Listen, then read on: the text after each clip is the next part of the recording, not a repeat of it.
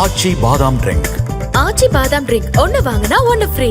ஜெயபிரகாஷ் தான் இந்த ஜெயபிரகாஷ் அரசியல் வந்ததுக்கு பிறகு ஜேபிஆர் அப்படின்னு ஒரு ஒரு மிகப்பெரிய யாருக்கும் பயப்பட மாட்டார். திரு கருணாநிதி குடும்பத்தினர் கருணாநிதியினுடைய அரசியல் போக்க மிக கடுமையாக விமர்சனம் பண்ணுவார். தலைவர் பேரில் ஒரு கல்வி நிறுவனங்கள் தொடங்கி கல்வி சேவை செய்யலாம் இருக்கேன் தலைவருக்காக பண்ணணும். அதுவும் தலைவரோட அம்மா பேர்ல நினைக்கிறேன். ஆமாம் சத்யபாமா அறக்கட்டளை சத்யபாமாவுடைய அப்புறம் அப்படியே படிப்படியாக வளர்ந்து கடுமையான உழைப்பு, நல்ல முன்னேற்றம், டிசிப்ளின். நீங்கள் சாதாரண கிராமத்து பள்ளிக்கூடம் சிறிய பள்ளிக்கூடங்களில் இருக்கிற அந்த கட்டுப்பாடை கல்லூரியில் கொண்டு வந்தார். இவருடைய தீவிரத்தன்மை ஒரு கட்டத்தில் என்ன ஆயிடுச்சுன்னா, திரு கருணாநிதி குடும்பத்திலையும் மிக கடுமையாக பேசுகிறவங்க தலைவரை கூப்பிட்டு கண்டிச்சிருக்காரு. போகிற போது இந்த கருணாநிதி கொட்டத்தை அடக்கணும் தாள் அது இப்படின்னு சொல்லி போகணுன்னு ஒரு இடத்துல இறக்கி விட்டு நிற்போம், வேறு வண்டியில் வான்னு. புரட்சித் தலைவர் எம்ஜிஆர் அவனுடைய சிறப்பு பிரதிநிதி ஜேபிஆர் அப்படின்னு அறிவிச்சிட்டார். அவரை யாரும் தொடக்கூடாது.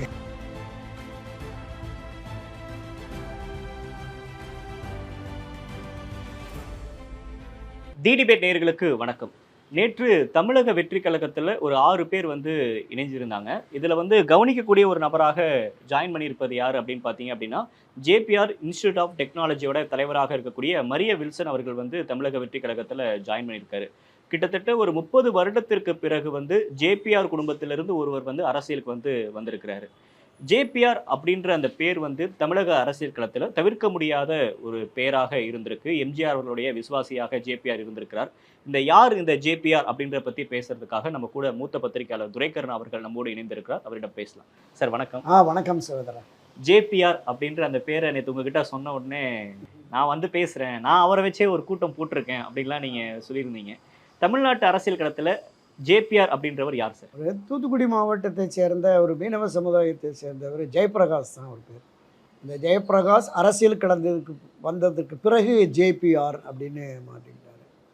தொடக்கத்தில் 60களின் இறுதியில் காவல்துறையில் ஆயுதப்படை பிரிவில் தான் பணியாற்றியிருக்கிறாரு. ஏதோ ஒரு குற்றச்சாட்டின் அடிப்படையில் அவர் அந்த காவல்துறை பணியிலிருந்து விலகிட்டார். 1972 அக்டோபரில் மரியாதைக்குரிய புரட்சித் தலைவர் எம்ஜிஆர் அவர்கள் கட்சி தொடங்கிய அந்த தொடக்க காலத்தில் அடிக்கடி சத்யா ஸ்டூடியோ பக்கமும் ராமபுரம் தோட்டம் பக்கமும் போவார். அவர் ரொம்ப ஆஜானுபோகமான உயரம், ரொம்ப ஜெய்ஹாண்டிகாக இருப்பார், திடமான உடல் இருக்கிறது. அப்போ அந்த கூட்டத்தை விளக்குறதுக்கு செய்கிறதுக்கு எல்லாமே அவர் அந்த வேலைகளை பண்ணிகிட்டு இருந்தார். புரட்சித் தலைவர் எம்ஜிஆருடைய அந்த பாதுகாப்பு படையின்னு ஒரு 6-7 பேர் இருப்பாங்க. ரத்னா சிங், ஆறுமுகம் அப்படின்னு சொல்லிட்டு இருப்பாங்க. ஸோ அவர்களோடு இணைந்து இந்த கூட்டத்தை சரிப்படுத்துவதற்கான அந்த வேலைகளில் தான் ஈடுபடுகிறார். அப்புறம் கட்சி கொடியேற்று நிகழ்ச்சி, கட்சியினுடைய பல்வேறு நிகழ்ச்சிகளில் அவர் பங்கேற்றுக்கிட்டு இருக்கிறார்.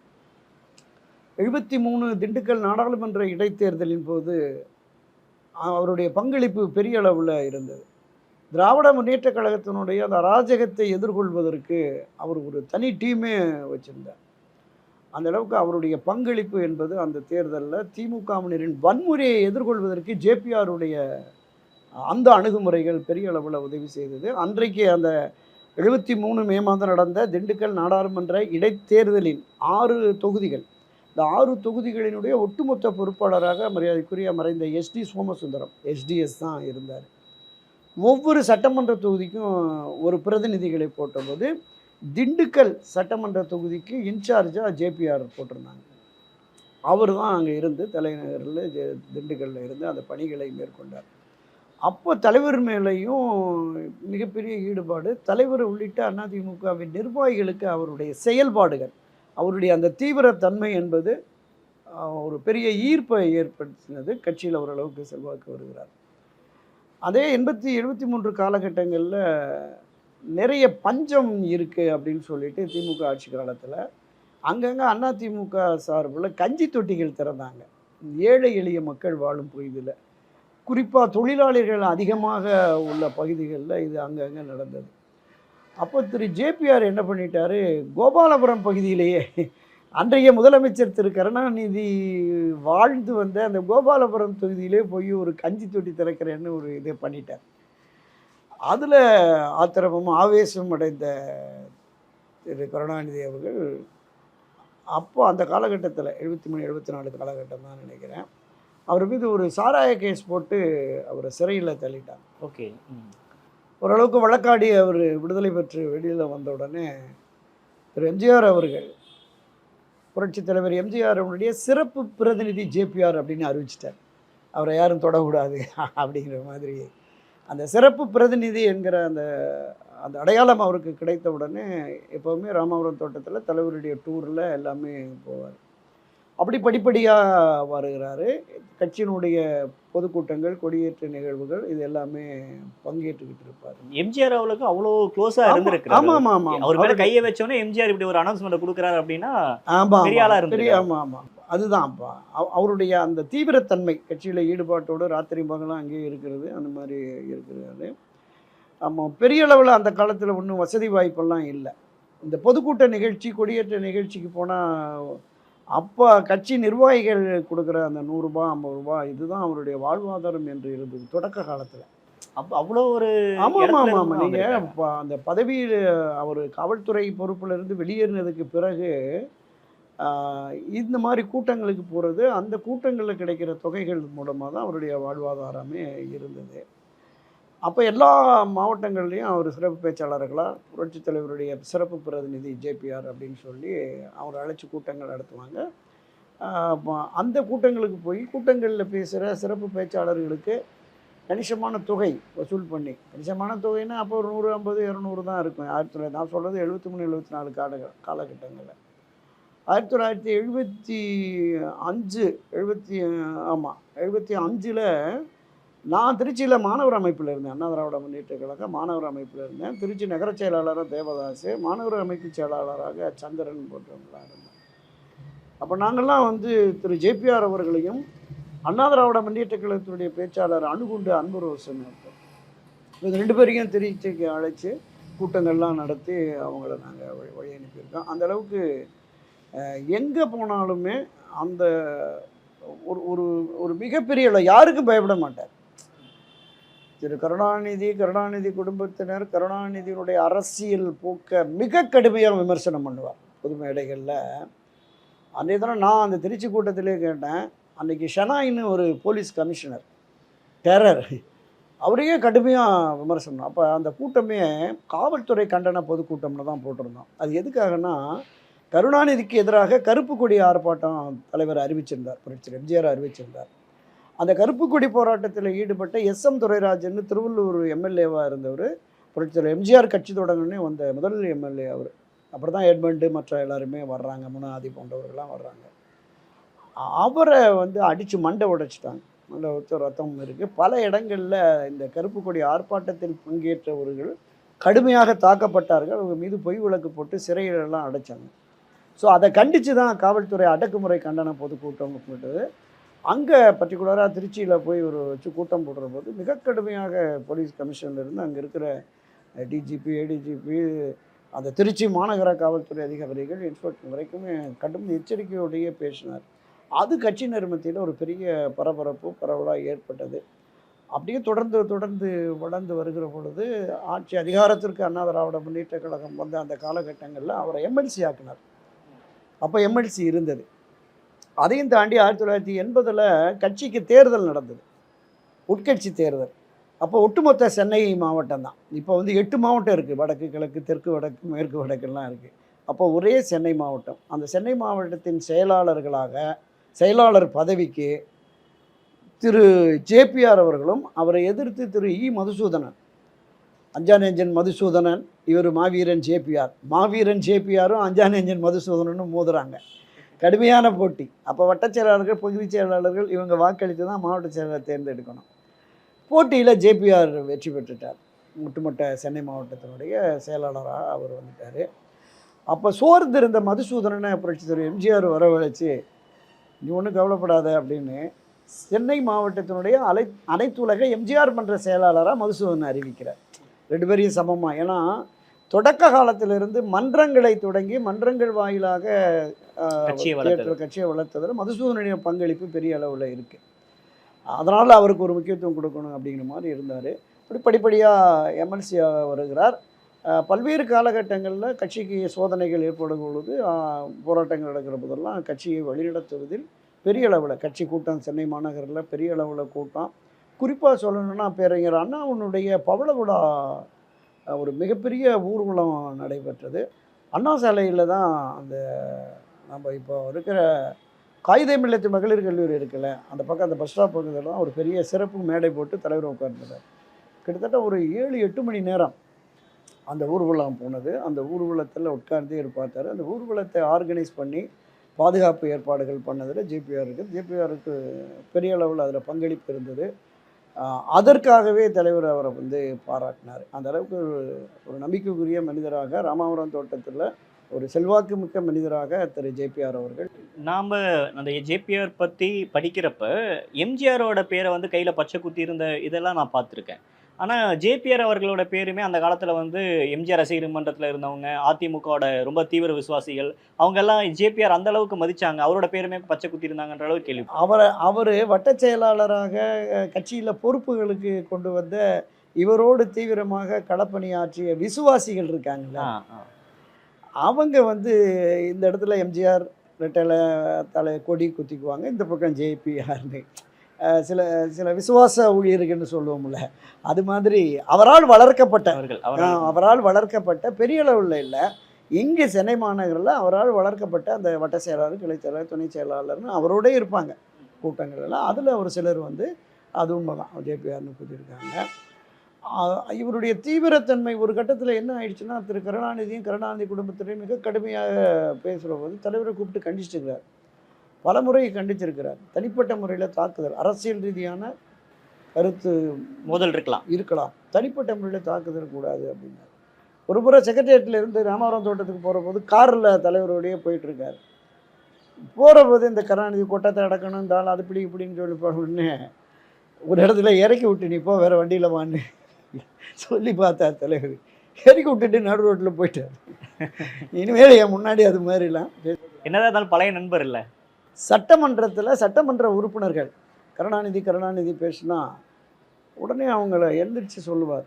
மரியாதைக்குரிய முன்னாள் முதலமைச்சர் கலைஞர் கருணாநிதின்னு சொல்லணும், வெறும் கருணாநிதி தலையில் அடித்த மாதிரி பேர் சொல்லக்கூடாதுன்னு கண்டிச்சிருக்காரு. அப்போ நான் பொது மேடைகளில் பொதுக்கூட்டங்கள்லேயே கேட்டிருக்கேன். ஒரு முறை ஒரு பொதுக்கூட்டத்தில் மிக கடுமையாக ஒரு பேச்சாளர் விமர்சனமோடு சட்டையை பிடிச்சிட்டு உட்கார வச்சுட்டார், போது நீ பேசுனது அப்படிங்கிற போது. இன்னொரு முறை கட்சியினுடைய அமைப்பு செயலாளராக இருந்த திரு KA கிருஷ்ணசாமி கட்சியினுடைய அமைப்பு செயலாளர் இருக்கார். ஒரு பொதுக்கூட்டத்தில் பேசுகிற போது மிக கடுமையாக பேசுகிறாரு. கடுமையாக பேசி ஒரு கட்டத்தில் குடும்ப ரீதியாக அந்த பேச்சு வர்றபோது தலைவர் எந்திரிச்சதுமே அவர் பேசினுக்காக நான் மன்னிப்பு கேட்குறேன், தயவுசெய்து இனிமேல் இப்படி பேசக்கூடாது, அவருக்குரிய மரியாதையை, எனக்கும் தலைவராக இருந்தவர் உங்களுக்கும் தலைவராக இருந்தவர், அரசியல் கருத்து மாறுபாடு வந்தாலும் மரியாதை குறைவு இருக்கக்கூடாது அப்படின்னு உடனே தலைவர்கிட்ட அண்ணன் மன்னிச்சிருங்க, எனக்கு அவருடைய செயல்பாடுகள் மீது இருக்கிற அந்த ஆத்திரத்தின் விளைவு தான் அந்த கோபமாக வந்துருச்சு அப்படின்னு சொல்லிட்டு, மரியாதைக்குரிய சண்டாளன் கலைஞர் கருணாநிதி அப்படின்னு கேட்க சொல்கிறேன். தலைவர் கட்சி வச்சு சிரிச்சுக்கிட்டு மரியாதை தானே கொடுக்குறோன்னு சொன்னீங்க, மரியாதைக்குரிய வார்த்தையை ஆட் பண்ணிக்கிறேன்ற மரியாதைக்குரிய சண்டாளன் கருணாநிதி தலைவருக்கு துரோகம் அளிச்சிட்டாருன்னு தெரியும், திருத்த முடியாதுன்னு தலைவர் உட்காந்துட்டார். ஸோ அந்த அளவுக்கெல்லாம் அவர் மேலே ஒரு ஈடுபாடு. ஆக்சுவலாக எம்ஜிஆர் மீது இருந்தக்கூடிய அந்த அதீத பற்று காரணமாக ஒரு கலைஞர் கருணாநிதி அந்த அளவுக்கு பகச்சிக்கிட்டார் ஜேபிஆர், அப்படி புரிஞ்சுக்கலாம். ஆமாம் அதுதான் இவர் தலைவருக்கு எதிராக தலைவர் மேலே தீவிர ஈடுபாடு இருந்ததன் விளைவுங்க அவருடைய செயல்பாடுகளை.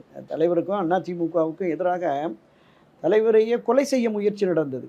புரட்சி தலைவர் எம்ஜிஆரையே கொலை செய்ய முயற்சிருந்தது. ஒரு முறை அன்பத்தூர் போகிற போது வேனையே கவுத்துட்டாங்க, அவர் அந்த வேனில் போகலை, அவர் தான் அந்த வேனில் வராருன்னு சொல்லி வேனில் ஏறி 1 கிலோமீட்டர் வந்தவர் இறங்கி வேறு காரில் வந்துட்டார். அவர் தொடக்க காலத்திலேருந்து அதை பண்ணுவார். 73 நாடாளுமன்ற இடைத்தேர்தல் போகிற போது அப்படி தான், முதல் வேனில் போகிறாரு, அப்புறம் காரில் போகிறாரு, அப்புறம் இன்னொரு காரு கட்சிக்காரில் போகிறாரு. அந்த மாதிரி அது தாக்குதலுக்கான அந்த முஸ்தீபுகள் அங்கங்கே நடக்குதுன்னு தெரிஞ்சதுன்னா கார் மாறுவார், ரூட் மாதிரி எல்லாம் போவார். அப்படி தான் அவர் தன்னை காப்பாற்றி அது எல்லாத்துக்கும் அங்க படைத்தளபதியா இருந்து அப்போ அந்த மாதிரி. ஆமாம், அந்த தலைவருடைய அந்த பாதுகாப்பு அவரோட ஸ்டண்டில் இருந்தாங்கல்ல, அந்த சண்டை பயிற்சி நிபுணர்கள் தான் அவருக்கு பாதுகாப்பாக இருந்தாங்க தலைவருக்கு. அவரோடு ஜேபிஆர் இருப்பார். இவங்களை காட்டிலையும் நல்ல ஜெய்ஜானு ஆஜான் அவங்களுடைய கட்டுப்பாட்டில் அந்த கூட்டங்களை விளக்குறது செய்கிறது, தலைவரை பாதுகாப்பாக கொண்டு வர்றது, அதில் ரொம்ப தீவிரமாக அவர் ஈடுபட்டதுனால தான் மிக நெருக்கமாக இருந்தார். தலைவர் எம்எல்சி ஆக்கினார். அது எங்கே அவருடைய நிலைப்பாடு மாறுகிறது அப்படின்னு சொன்னால், தலைவருடைய மறைவுக்கு பிறகு மரியாதைக்குரிய ஜானகி அம்மையார் முதலமைச்சராக ஏற்றோடனே சோழிங்கநல்லூர் பகுதியில் கொஞ்சம் இடங்கள் இருக்குமா, அங்கே தலைவருக்கு ஒரு கோயில் கட்ட போகிறேன், தலைவர் பேரில் ஒரு கல்வி நிறுவனங்கள் தொடங்கி கல்வி சேவை செய்யலாம் இருக்கேன், தலைவருக்காக பண்ணணும். அது தலைவரோட அம்மா பேர்ல நினைக்கிறேன். ஆமாம் ஆமாம், சத்யபாமா அறக்கட்டளை, சத்யபாமாவுடைய அந்த பல்கலைக்கழகம், அதெல்லாம் அப்படி தான் உருவானது. அப்போ இந்த தனியார் சுயநிதி கல்லூரிகளுக்கு புரட்சித்தலைவர் எம்ஜிஆர் சில பேருக்கு கொடுத்துருந்தார். அப்போ வாங்கினவங்க தான் ஜி விஸ்வநாதன், நம்ம தம்பிதுரை போன்றவர்கள், பல தனியார் பொறியியல் கல்லூரிகள் அந்த காலகட்டத்தில். அதனுடைய நீட்சியாக இந்த அம்மா பதவிக்கு வந்த உடனே இவர் போய் கேட்குறாரு, இந்த மாதிரி பண்ண போகிறேன் அப்படின்னு சொல்லிட்டு சொல்கிறாங்க. அவங்க அனுமதி கொடுத்த உடனே எப்போவுமே கல்வி நிறுவனங்களுக்கு வங்கிகளில் பணம் வந்து நிறையா கிடைக்கும், கடன் தொகை. அது மாதிரி வாங்கி அந்த இதை முதல்ல ஒரு பொறியியல் கல்லூரியாக தொடங்கினார். அப்புறம் அப்படியே படிப்படியாக வளர்ந்து பல்கலைக்கழகம் சத்யபாமா யூனிவர்சிட்டியாக மாற்றி பல்வேறு பகுதிகளிலையும் அந்த நிறுவனங்கள் இன்றைக்கி 10-14 நிறுவனங்கள் இருக்குது. இந்த இப்போ நீங்கள் குறிப்பிட்ட மரிய வில்சன் உட்பட அவருடைய பொண்ணுங்க 2 பேரும் மருமகன்கள் பல கல்வி நிறுவனங்களை, பனிமலர் ஆகட்டும் சத்யபாமா ஆகட்டும், பல கல்வி நிறுவனங்களை உருவாக்கி கல்வி தந்தையாக உருவாகிட்டார். அது என்னென்னா, அவருடைய கல்வி தகுதி 10ஆம் வகுப்பு தான். ஆனால் தன்னை வளர்த்துக்கிறதுல, தன்னை முன்னிலைப்படுத்துறதுல ரொம்ப முனைப்பாக இருப்பார். அவருக்கு தெரிஞ்ச பெரிய பெரிய ஆட்கள் வர்றபோது அந்த பட்லர் இங்கிலீஷ்னு சொல்லுவோம்ல, துணிச்சலாக பேசுவார். பேசிட்டு எம்ஏ போட்டார். யூனிவர்சிட்டி அநேகமாக வெங்கடேஸ்வரா யூனிவர்சிட்டின்னு நினைக்கிறேன், அங்கே போட்டு எம்ஏ பட்டம் வாங்கினார். எம்ஏ பட்டம் வாங்கிட்டு இதே சென்னை உயர்நீதிமன்றத்தில் எம்எல்க்கு போட்டார், பிஎல் போட்டார். பிஎல் போட்டு பிஎல் முடித்து ஜேபிஆர் எம்ஏபிஎல் அப்படிங்கிற மாதிரி போட்டு கடுமையான உழைப்பு, நல்ல முன்னேற்றம், டிசிப்ளின். நீங்கள் சாதாரண கிராமத்து பள்ளிக்கூடம், சிறிய பள்ளிக்கூடங்களில் இருக்கிற அந்த கட்டுப்பாடை கல்லூரியில் கொண்டு வந்தார். பெண்கள் பகுதி ஆண்கள் பகுதின்னு தனியாக பிரித்து இந்த பகுதிக்கு போகவே கூடாது அப்படின்னு. தலைவருடைய படம், பெரிய சிலை படம் வச்சுட்டதுமே வர்ற எல்லாருக்கும் சாப்பாடு. ஓகே, அந்த கல்லூரி வளாகத்திற்குள்ள பேரண்ட்ஸ் போகிறாங்கல்ல, அவங்களுக்கு வர்றவங்களுக்கு விருந்தினர்களுக்கு எந்த நேரமும், ஏன்னா புரட்சித்தலைவர் எம்ஜிஆருடைய ராமாரம் தோட்டத்தில் அவர் வளர்ந்ததுனால அங்கே அவருக்கு தெரியும் 24 மணி நேரமும் வள்ளலாருடைய அணையா அடுப்பு மாதிரி இருக்கும், வர்றவங்களுக்கெல்லாம் சாப்பாடு போடுவாங்க. இவர் ஜேபிஆர் வளர்ந்ததற்கு பிறகு அதே பாணியில் அங்கே தன்னுடைய கல்லூரி வளாகங்களில் போட்டிருந்தார். மிகப்பெரிய கட்டுப்பாட்டோடு அந்த கல்லூரி நிறுவனங்களை நடத்தி இன்றைக்கு அவருடைய வாரிசுகள், பெண் வாரிசுகளும் மருமகன்களும் நடத்துகிறாங்க. அவர் தலைவர் புரட்சித் தலைவருடைய மறைவுக்கு பிறகு செல்வி ஜெயலலிதா அவர்கள் தலைமை பொறுப்பேற்ற உடனே அங்கே அந்த ஜானகி அணியில் இருந்த பலரும் இங்கே வந்தாங்க. ராமவீரமன் உட்பட, காளிமுத்து உட்பட, வளர்மதி உட்பட பலருமே வந்து இங்கே பொறுப்புகள் பதவிகளுக்கு வந்து எம்பி ஆனாங்க, எம்எல்ஏ ஆனாங்க, அமைச்சர் ஆனாங்க, கட்சிகளில் பொறுப்புக்கு வந்தாங்க. ஆனால் திரு ஜேபிஆர், எனக்கு நான் தலைவர் பேரில், தலைவருடைய அம்மா பேரில் இந்த கல்வி நிறுவனங்கள் நடத்திட்டு அவரை நான் தெய்வமாக போற்றிட்டு போகிறேன், நான் வந்து இந்த அரசியலில் இந்த அம்மா தலைமையில் நான் செயல்பட விரும்பலை அப்படின்னு சொல்லிட்டு சொன்னார். ஆனாலும் கூட தலைவர் கட்சி என்பதால் அந்த பகுதியில் இருக்கிற அந்த வட்டாரத்தில் இருக்கிற கட்சிக்காரங்க போனால் அவங்களுக்கு நிறைய உதவிகள் பண்ணுறது, ஆனால் கொஞ்சம் பொறுப்புகள் வாங்கி கொடுங்கன்னா அந்த தலைமை கழக நிர்வாகிகளாக இருக்கிறவங்கள்ட்ட பேசி, அப்பா நல்லா இங்கே செயல்படுறான்ப்பா, அவனுக்கு போடுங்கப்பா, போஸ்டிங் போடுங்க அப்படின்னு அதில் ஈடுபாடு இருந்தது. நேரடியாக அரசியலில் ஈடுபடாவிட்டாலும் வெளியிலிருந்து கட்சியினுடைய வளர்ச்சிக்காக ஓரளவுக்கு பாடுபட்டார் அப்படிங்கிறது தான் அவருடைய வரலாறு. அவர் காலத்திற்கு பிறகு திரு மரிய வில்சன் இன்றைக்கு ஒரு அரசியல் கட்சியில் அதிமுகவுக்கு வரல, தமிழக வெற்றி கழகத்தில் தன்னை இணைத்து கொண்டிருக்கிறார். இவருடைய செயல்பாடு நிச்சயமாக இதுவரைக்கும் இந்த வந்த 6 பேரில் ஒருத்தருக்கு மட்டும்தான், அருண்ராஜுக்கு மட்டும்தான் பொறுப்பு கொடுத்துருக்காங்க. இவங்களுக்கு பொறுப்பு கொடுக்கல. கொள்கை பரப்பு பொதுச் செயலாளர் என்ற பொறுப்பு ஆமாம், அருண்ராஜ் நிச்சயமாக மரிய வில்சன் உட்பட இப்போ வந்திருக்கிறவர்களுக்கும் தலைமை கழக நிர்வாக பொறுப்பு தான் திரு விஜய் அவர்கள் வழங்குவார் நினைக்கிறேன். ஸோ மரிய வில்சனுக்கும் கட்சியில் ஒரு முக்கியமான பொறுப்பு கொடுக்க நிச்சயமாக எப்படியும் மாநில அளவிலான ஒரு பொறுப்புகள் கொடுக்கறதுக்கான வாய்ப்பு இருக்குது. அந்த பொறுப்புகளை வைத்து அவர் எந்த அளவுக்கு செயல்படுகிறார், தன்னுடைய மாமனார் ஜேபிஆர் மாதிரி ஒரு அடையாளமாக தமிழக வெற்றி கழகத்தில் செயல்பட போகிறாரா பொறுத்திருந்து பார்க்கலாம். இன்னொரு முக்கியமான விஷயம், எம்ஜிஆர் அவர்கள் இறந்தப்ப வந்து அவரை எங்க அடக்கம் பண்ணணும் அப்படின்றப்ப ஜேபிஆர் எடுத்த ஒரு முடிவை தான் வந்து லாஸ்ட்டாக நெடுஞ்செழியிலேருந்து எல்லாருமே ஒத்துக்கிட்டு அண்ணா பக்கத்திலே வந்து அவருக்கு இது பண்ணாங்க அப்படின்ற மாதிரி ஒரு சம்பவம் கேள்விப்பட்டேன். அது எந்த அளவுக்கு உண்மை சார்? இல்லை, அதில் அன்றைக்கு நிர்வாக பொறுப்பில் இருந்த மாநில நிர்வாகிகள், முக்கிய தலைவர்கள், அமைச்சர்கள் எல்லோருமே இந்த இடத்துல மேலும் அடுத்தடுத்து கொடுக்கக்கூடாது அப்படின்னு சொல்லிட்டு கோர்ட்டில் ஒரு ஆர்டர் இருக்குது அப்படின்னு சொல்லி எல்லோரும் பேசிகிட்டு இருக்காங்க. 87 டிசம்பரில் தான். அப்போ அண்ணாவை தன் இதயக்கணின்னு சொன்ன புரட்சி தலைவர், அதனால் அவர் பக்கத்துலேயே இருக்கிறது தான் சரியாக இருக்கும்னு திரு ஜேபிஆர் உட்பட மரியாதைக்குரிய திரு சைதை துரைசாமி உட்பட ராமவீரப்பன் அவர்கள் எல்லாருமே ஒத்துக்கிட்டாங்க. சரி, அதுதான் சரியாக இருக்கும் அப்படின்ட்டு. இந்த ஆலோசனை வழங்கியதில் திரு ஜேபிஆருக்கும் பங்கு உண்டு அப்படின்னு தான் நான் பார்க்குறேன். அது அந்த இடத்துல எம்ஜிஆர் அவர்களுக்கு அவரும் விசுவாசமாக இருந்திருக்கிறாரு ஜேபிஆர். ஆனால் செல்வி ஜெயலலிதா அவர்கள் தலைமைக்கு வந்ததுக்கப்புறம் ஜேபிஆர் கட்சிக்குள்ளே கொண்டு வரணும் அப்படின்னு இந்த முயற்சி எடுக்கலையா அவங்க? இல்லை, அதாவது பல்வேறு காலகட்டங்களில் அவரை அணுகினதாக தான் நான் கேள்விப்பட்டேன்.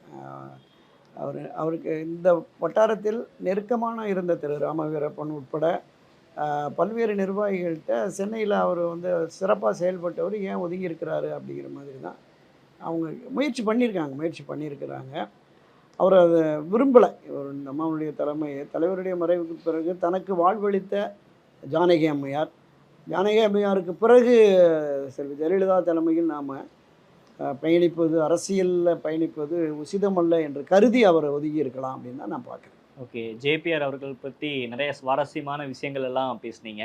ஜேபிஆருக்கும் எம்ஜிஆருக்குமான அந்த நட்பு, எம்ஜிஆர் அவர்களுக்கு எந்த அளவுக்கு பாதுகாப்பாளனாக ஜேபிஆர் இருந்திருக்காரு அப்படின்னு நிறைய விஷயங்கள் பகிர்ந்துக்கிட்டீங்க சார். உங்கள் கருத்திற்கும் நேரத்திற்கும் நன்றி. தேங்க்யூ. நன்றி.